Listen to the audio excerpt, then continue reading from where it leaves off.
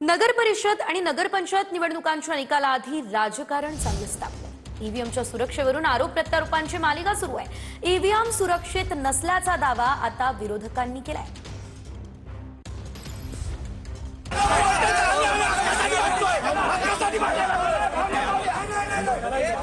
सांगलीच्या आष्टात strong room बाहेर 250 police. परळीमध्ये ईव्हीएमची सुरक्षा नसल्याचा पवारांच्या राष्ट्रवादीचा दावा। गोंदिया सालेकसात ईव्हीएम छेडछाड प्रकरण तापलं। निवडणुका झाल्या, मात्र निकाल 21 डिसेंबरला असल्यामुळे ईव्हीएम वरून काही ठिकाणी विरोधक आक्रमक झाले। सांगलीच्या आष्टामध्ये स्ट्रॉंग रूमच्या बाहेर 250 पोलीस तैनात करण्यात आले। आष्टामध्ये प्रशासनाच्या आकडेवारीमध्ये तब्बल 2000 मतांची तफावत असल्याचा आरोप शरद पवारांच्या राष्ट्रवादीने केला होता। पवारांच्या राष्ट्रवादीच्या कार्यकर्त्यांनी स्ट्रॉंग रूमच्या बाहेर ठिय्या मांडल्यानंतर पोलीस बंदोबस्त वाढवण्यात आला। ईश्वरपूर आणि तासगावमध्ये दंगल नियंत्रण पथक सुद्धा तैनात करण्यात आले। सांगली जिल्ह्यामध्ये 8 ठिकाणी असणाऱ्या स्ट्रॉंग रूमच्या बाहेर पोलीस बंदोबस्त वाढवण्यात आला। आपण ईव्हीएम चे सील तोडता, आपण ईव्हीएम मध्ये मतदान झाल्यानंतर मतदान त्यामध्ये आपण करून घेता, या संदर्भामध्ये निवडणूक आयोग नेमकी कोणती भूमिका घेणार आहे? का शासनाच्या इशाऱ्यावर निवडणूक आयोग या ठिकाणी देखील पडदा टाकणार आहे का?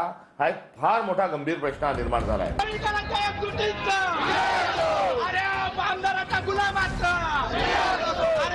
दुसरीकडे बीडच्या परळीमध्ये पवारांच्या राष्ट्रवादीनं ईव्हीएमची सुरक्षा नसल्याचा दावा केला। पवारांच्या राष्ट्रवादीच्या नेत्यांनी स्ट्रॉंग रूमची पाहणी केली।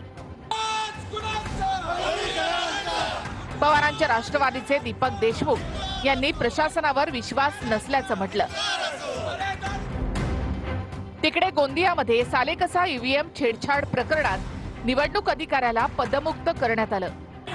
गोंदियामध्ये सर्व उमेदवारांनी निवडणूक अधिकाऱ्याला निलंबित करण्यासाठी तहसील कार्यालयावर मोर्चा काढला होता आणि स्ट्रॉंग रूम मध्ये जमा केल्या।